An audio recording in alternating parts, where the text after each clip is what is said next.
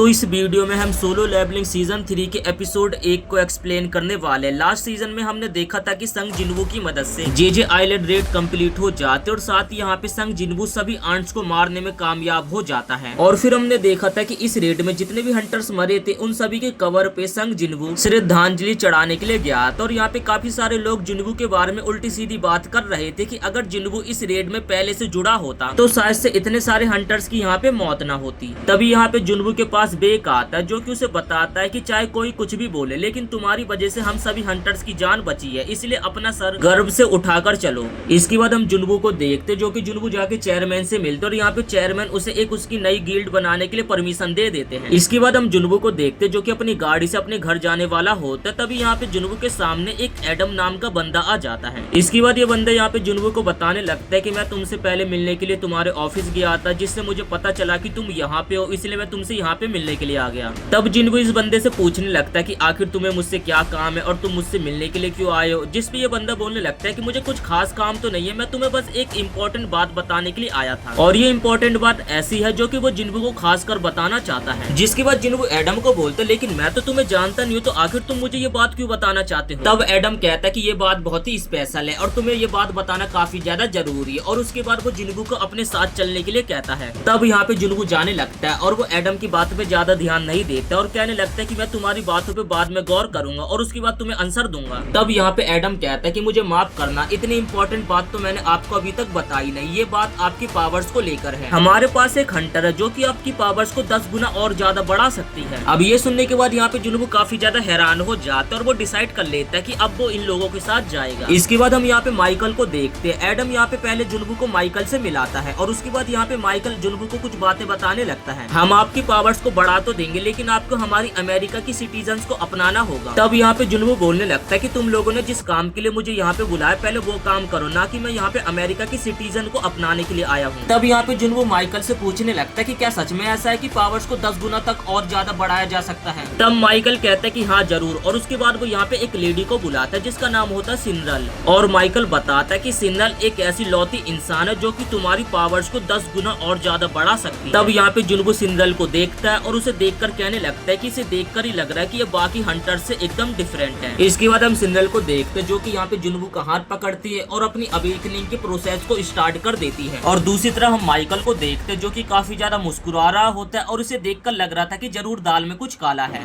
इसके बाद यहाँ पे सिनरल जिन्वू की बॉडी के अंदर चली जाती है जहाँ पर उसे एकदम डार्क अंधेरा दिख रहा था, जिसे देखकर वो यहाँ पे काफी ज्यादा घबरा जाती है। और तभी यहाँ पे सिनरल देखते कि जिन्वू के अंदर एक बीस्ट था जो कि उसी को घूर रहा था और उसे देखकर वो यहाँ पे काफी ज्यादा घबरा जाती है। तभी यहाँ पे सिनरल डर के मारे जोर से चिल्ला देती है और उसे यहाँ पे घबराया हुआ देखकर जो बॉडीगार्ड जिन्वू के पीछे खड़े होते हैं वो जिन्वू के ऊपर गन तान देते हैं। तब यहाँ पे माइकल कहने लगता है कि अबे ये क्या कर दे, तुम्हें पता नहीं ये बंदा कौन है, 2 मिनट के अंदर तुम सभी को यहाँ पे निपटा देगा। जिसके बाद यहाँ पे माइकल जिन्वू से माफी मांगने लगता है। और उसके बाद हम जिन्वू को देखते जो कि यहाँ पे काफी ज्यादा हैरान था, उसे कुछ भी समझ नहीं आया कि आखिर यहाँ पे हुआ क्या। तब यहाँ पे माइकल अपने सिक्योरिटी गार्ड को समझाने लगता है कि तुमने इस तरीके से जिन्वू के ऊपर गन तान दी, अगर यहाँ पे थॉमस आंद्रे होता तो वो हम सभी को यहाँ पे अभी तक निपटा दिया होता। यहाँ पे माइकल सिनरल से पूछने लगता है कि आखिर तुमने जिन्वू के अंदर देखा क्या, लेकिन वो तो यहाँ पे काफी ज्यादा डरी हुई थी और काफी ज्यादा कपकपा रही थी, उसके मुंह से शब्द ही नहीं निकल रहे थे कि आखिर वो क्या बताए। सिनरल की ऐसी हालत देखकर यहाँ पे माइकल डिसाइड करता है कि वो इस प्रोसेस को बाद में कंटिन्यू करेंगे और उसके बाद वो यहाँ पे जिन्वू से माफी मांगते और जिन्वू को यहाँ से जाने के लिए कह देते हैं। तब हम जिन्वू को देखते हैं कि जिन्वू यहाँ से चला जाता है। अब यहाँ पे माइकल अकेले में सिनरल से पूछने लगता है कि आखिर तुमने जिन्वू के अंदर देखा क्या, जिस पे यहाँ पे सिनरल काफी डरते हुए और कपकपाते हुए बताने लगती है ये जो बंदा वो एक राजा है। और ये सुनकर यहाँ पे माइकल टोटली एकदम शॉक। तब यहाँ पे माइकल कहता है कि इसका मतलब ये बंदा एक नेशनल लेवल का हंटर है। तब यहाँ पे सिनरल कहने लगते हैं कि इस बारे में मुझे कुछ नहीं पता क्योंकि आज तक मैंने ऐसा कुछ देखा ही नहीं है, लेकिन यहाँ पे सिनरल एकदम पक्का कंफर्म है कि वो बंदा एक राजा है। तब यहाँ पे सिनरल बताने लगते कि जब मैंने जिन्वू के अंदर झांक कर देखा था तो वो चीज मुझे घूरने लगी थी। और सिनरल ये भी बताते कि इस बंदे की जो पावर्स है इसकी पावर्स की कोई लिमिट ही नहीं है, इस बंदे की पावर्स टाइम टू टाइम और ज्यादा बढ़ती रहेगी। इसके बाद सीन शिफ्ट होता है जे आइलैंड पे जहाँ पे फर्स्ट मोनार्क और बीस्ट मोनार्क दिखाई देते जो कि ये दोनों यहाँ पे किसी को ढूंढने के लिए आए थे, लेकिन वो बंदा यहाँ पे इन्हें नहीं मिलता है। यहाँ पे हमें जिन्वू का फादर भी दिखाई देता है जो कि इन दोनों से यहाँ पे फाइट करके इन्हें रोकने की कोशिश करता है, लेकिन वो दोनों यहाँ से निकल जाते हैं। जिन्वू अपनी कार से अपने घर जा रहा होता है और वो साथ ही यहाँ पे उस महिला के बारे में सोच रहा होता कि आखिर अचानक से उस महिला को हो क्या गया था। तभी यहाँ पे चेयरमैन का जिन्वू के पास कॉल आता है। चेयरमैन जिन्वू को बताते कि शहर में एक ब्लू गेट खुला, जाकर तुम उसे निपटा दो। तब हम यहाँ पे गेट का सीन देखते, यहाँ पे पुलिस वाले होते और कुछ हंटर्स होते जो कि लोगों को गेट से दूर रहने के लिए कहते हैं। और तब यहाँ पे जुनवू भी आ जाता है। जुनवू तभी इस गेट के अंदर अकेले एंटर हो जाता है, लेकिन अगले पल ये गेट यहाँ पे ब्लू गेट से एक रेड गेट में बदल जाता है। जुनवू जैसे अंदर एंटर होता तो उसे भी यहाँ पे पता चल जाता है कि ये एक रेड गेट है। उसके बाद वो यहाँ पे अपने सभी शैडो सोल्जर्स को बाहर निकालता है और जितने भी जंगल में मॉन्स्टर्स होते यहाँ पे जुनवू की शैडो आर्मी उन सभी को भगा भगा के मारती है। तब यहाँ पे ये सब देख के डंजन का बॉस भी जुनवू के सामने आ जाता है। तब वो डंजन का बॉस कहता है कि तुमने यहाँ पे आके अपनी मौत को दावत दी है, और उसके बाद वो यहाँ पे अपने सभी साथियों को बुलाने लगता है। लेकिन यहाँ पे काफी देर हो जाती है, उसके बावजूद भी डंजन के बॉस के बुलाने के कारण भी उसका कोई बंदा यहाँ पे आता नहीं है। तब यहाँ पे जुनवू के इशारे पर जुनवू के सभी शैडो सोल्जर्स बाहर निकलते, जिन्होंने यहाँ पे कुत्ते की तरह डंजन के सभी मॉन्स्टर्स को मार दिया होता है। ये देखकर यहाँ पे बॉस काफी ज्यादा गुस्सा हो जाता और उसके बाद वो बाकी के बच्चे अपने साथियों को जुनवू के ऊपर हमला करने के लिए भेज देता है। तब यहाँ पे जुनवू भी अपनी शैडो आर्मी को भेजता है और यहाँ पे जुनवू की शैडो आर्मी तो बड़े इजीली सभी को पेल पाल देती है। तब यहाँ पे जुनवू के ऊपर दो मॉन्स्टर हमला करने के लिए आते, लेकिन तब यहाँ पे जुनवू का शैडो बियर सामने आ जाता है और उन दोनों के यहाँ पे पटक के पेल देता है। तब यहाँ पे डंजन का बॉस ये सब देखकर गुस्सा हो जाता और उसके बाद वो जुनवू के ऊपर हमला करने लगता है, लेकिन तब यहाँ पे डस्क बीच में आ जाता है, जो कि यहाँ पे अपनी ग्रेविटेशनल एबिलिटी का इस्तेमाल करता है और उस बॉस को जमीन पे पटक देता है। तब यहाँ पे जुनवू बॉस के सामने आता है और कहता है कि अगर तुम मेरे सवालों को सही जवाब दोगे तो तुम्हें शांति की मौत मिलेगी। लेकिन यहाँ पे जुनवू के सवाल पूछने से पहले बॉस मर जाता है। तब यहाँ पे जुनवू समझ जाता है कि सिस्टम दोबारा से बीच में इंटरफेयर कर रहा है। तब यहाँ पे जुनवू को याद आता है कि डीमन कैसल डंजन को क्लियर करने के बाद उसे एक की मिली थी और बताया गया था जब जुनवू का लेवल अप 100 हो जाएगा तो उसके बाद वो उस की का इस्तेमाल कर सकता है। अब यहाँ पे जुनवू का level up Jeju island red के बाद कब का 100 हो चुका था, जिसके बाद वो यहाँ पे चाबी का इस्तेमाल करता है। तब यहाँ पे जुनवू के सामने काफी सारी इन्फॉर्मेशन खुल जाती है और जुनवू को पता चलता है कि ये की दरअसल डबल डंजन की है। ये वही डबल डंजन था जहाँ पे जुनवू की दोबारा से अवेकनिंग हुई थी और यहीं पे जुनवू मौत को छूकर टक से दोबारा से वापिस आया था। अब ये जुनवू के सामने बहुत ही बड़ी समस्या थी, जिस डंजन से वो बचकर आया था वही डंजन उसे दोबारा से बुला रहा है। और जब कभी भी जुनवू ने अपने सिस्टम के बारे में जानने की कोशिश करी तब सिस्टम ने उसके बीच में इंटरफेयर करा। तब जुनवू कहता कि कोई बात नहीं, अब सिस्टम मुझे खुद बुला रहा है तो मैं सिस्टम के बारे में अब अच्छे तरीके से जान पाऊंगा। तब यहाँ पे जुनवू नोटिस करता है कि यहाँ पे कुछ टाइमर लिखा हुआ 417 घंटे का, मतलब कि वो एक हफ्ते बाद ही डबल डंजन में एंटर हो सकता है। जुनवू कहता है कि कोई बात नहीं, जब इतना वेट किया तो एक हफ्ते का वेट भी सही। इसके बाद हम जिनो को देखते जो कि काफी ज्यादा गुस्से में था और वो यहाँ पे कंप्यूटर पे कुछ काम कर रहा था। दरअसल जुनवू को कुछ हेटर्स थे जो जुनवू के बारे में काफी उल्टी सीधी अफवाहें फैला रही थी, वो उन्हें रिप्लाई दे रहा था और ये काम वो घंटों से कर रहा है, जिस कारण वो काफी ज्यादा थक चुका है। तब यहाँ पे जुनवू अपनी एबिलिटी का इस्तेमाल करके अचानक से आ जाता है, जिसे देखकर यहाँ पे जिनो डर जाता है।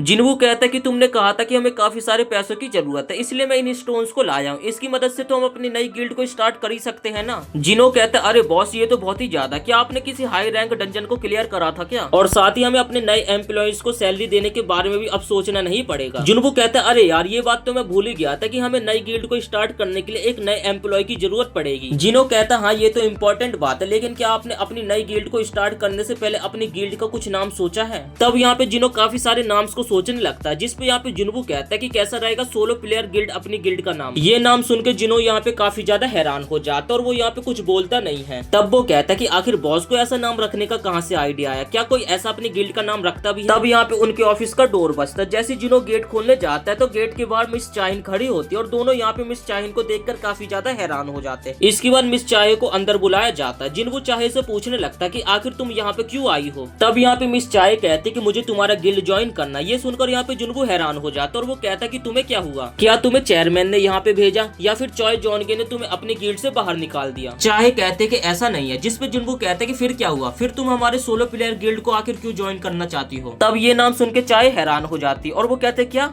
तुम्हारी गिल्ड का नाम सोलो प्लेयर गिल्ड है, ऐसा भी कोई नाम रखता है? तब जुनवू कहता कि हाँ ये नाम मैंने और हमारे वाइस गिल्ड मास्टर ने रखा है। तब जिनो वहाँ पे आता और वो कहने लगता क्या मैंने कब बोला आपको ये नाम रखने के लिए? जिसपे जुनवू कहने लगता कि जब मैंने तुम्हें ये नाम बताया तुमने कुछ बोला ही नहीं, मुझे लगा कि ये नाम डन है। तब यहाँ पे जुनवू नोटिस करता कि मिस चाहे की हार्ट बीट काफी ज्यादा तेज है और वो अपने आप को यहाँ पे एकदम शांत रखने की कोशिश कर रही है। जुनवू को लगता है कि मिस चाहे यहाँ पे कुछ छुपा रही है और वो कहता है कि तुम अपनी पुरानी गिल्ड से कॉन्ट्रैक्ट में हो, तो आखिर तुम हमारी गिल्ड को कैसे ज्वाइन करोगी? तब मिस चाहे कहती कि मैं उस गिल्ड को छोड़ने के लिए पेनल्टी तक पे कर दूंगी और ये सुनकर यहाँ पे जुनवू का और ज्यादा शक बढ़ जाता है और वो सोचता कि इतनी बड़ी पेनल्टी पे करने के लिए भी तैयार है मिस चाहे मेरी गिल्ड में आने के लिए। तब यहाँ पे जुनवू कहते कि हमारे पास तुम्हारे जैसे एस रैंक हंटर्स को सैलरी देने के लिए पैसे नहीं है, जिसमें मिस चाहे कहती है कि मुझे सैलरी भी नहीं चाहिए है। ये सुनकर जुनवू हैरान हो जाता और वो पूछता फिर तुम ज्वाइन क्यों करना चाहती हो। लेकिन हम दूसरी तरफ चाय को देखते जो कि यहाँ पे काफी ज्यादा बिलस करने लगती है। यहाँ पे सच तो यह है कि जुनबू से मिस चाय को प्यार हो गया और जब उसे ये पता चला था कि जुनबू ने उसकी जान बचाई है तो वो और भी ज्यादा उससे इम्प्रेस हो जाती है और इसी कारण वो यहाँ पे जुनबू से आंख मिलाकर भी बात नहीं कर पा रही और उसका चेहरा यहाँ पे पूरी तरीके से एकदम लाल है। वो बस जुनबू के पास रहना चाहते हैं लेकिन वो ये बात जुनबू को बिल्कुल भी बता नहीं पा रही है क्योंकि उसे काफी ज्यादा शर्म आ रही है। जुनबू कहता है कि ठीक है तुम हमारी गिल्ड को ज्वाइन कर सकते हो लेकिन उससे पहले तुम्हें एक टेस्ट देना होगा, जिसपे मिस चाय कहते हैं कि कैसा टेस्ट। जुनबू कहता है कि तुम्हें मेरे सबसे स्ट्रॉन्गेस्ट गिने चुने सेट ऑफ सोल्जर्स में से एक को फाइट में हराना होगा, जिसमें मिस चाय कहती है कि ठीक है मैं तैयार हूँ। अब जुनबू अपने सबसे स्ट्रॉन्गेस्ट की सेट ऑफ सोल्जर से मिस चाय की फाइट कराएगा, वो हम नेक्स्ट पार्ट में देखेंगे। लेकिन उससे पहले आप लोग वीडियो को एक लाइक करके चैनल को सब्सक्राइब जरूर से कर देना।